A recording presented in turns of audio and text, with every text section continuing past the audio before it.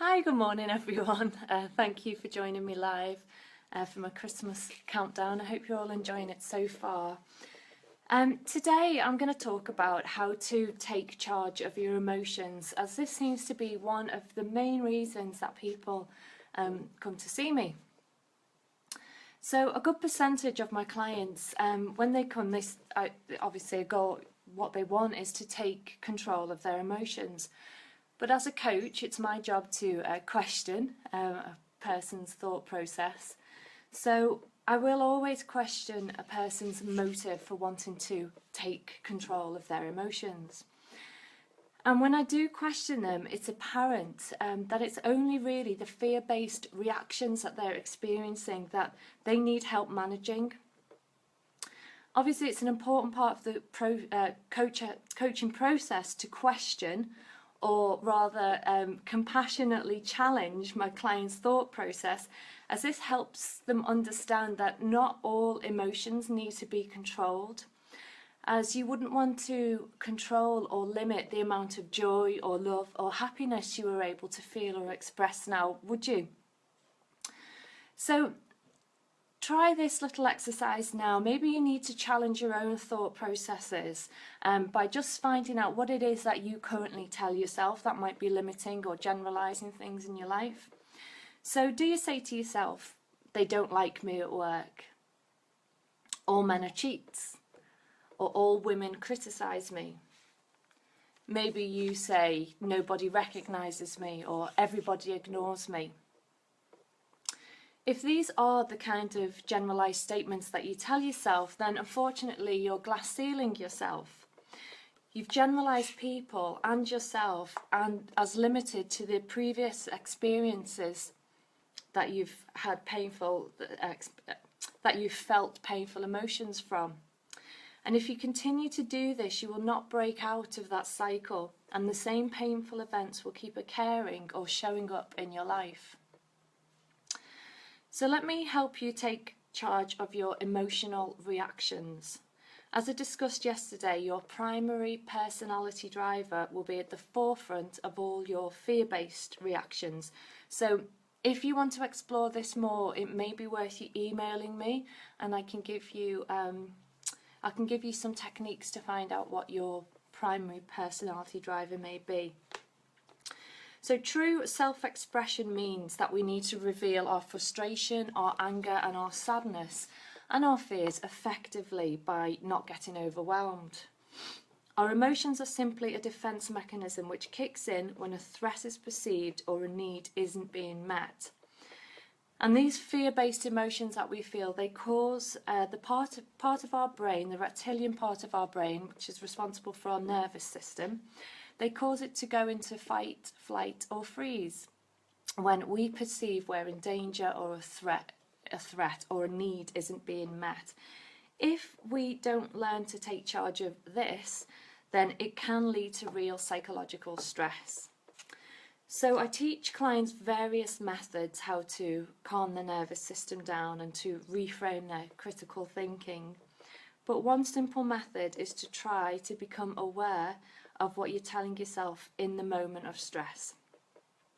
Of course, if you're telling yourself something negative or stressful, your brain will react to that, and so will your body, by displaying certain behaviours such as not making eye contact with people. Your body and your energy system will contract and shut down, your body will become hunched, and that will keep people out. It will keep people at bay, at arm's length. So not helpful when you're trying to make new friends or socialise in a group or meet your soulmate. So how to deal with these reactions in the heat of the moment? There are a number of ways, but firstly, start by soothing your nervous system. By simply talking to it, letting it know that you are safe, that there's nothing to be frightened of, and it can simply start to calm down. Some clients find it helpful to imagine talking to the nervous system as they were talking to a small child, which would be in a soft, nurturing, supportive voice. You wouldn't yell at a small child who is nervous about performing at a school play in front of lots of scary people. You wouldn't yell at that child. You would comfort the child and talk to it in a soothing, supportive voice. So welcoming your emotions and nurture them from the outset. You can take a moment by taking 3 deep breaths and just let them reveal their deeper emotional meaning to you, as this will be the opportunity for your personal growth. Start by viewing every occasion as an opportunity to express your emotions effectively by responding differently. You simply need to just give this a go. And communicate in a more measured, honest and open approach. This is a technique. It has to be practice. It may not come naturally at first, but here's as an example for you.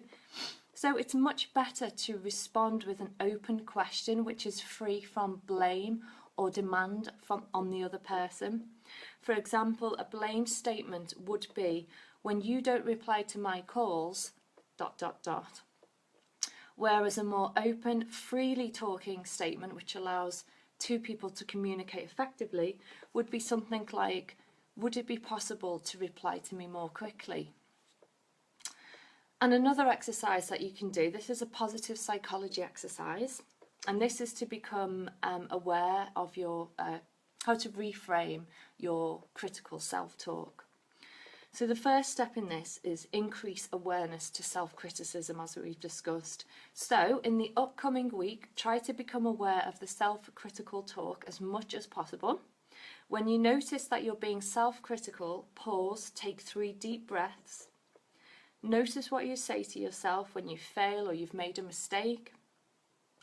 And the key phrases that you say to yourself, what are they?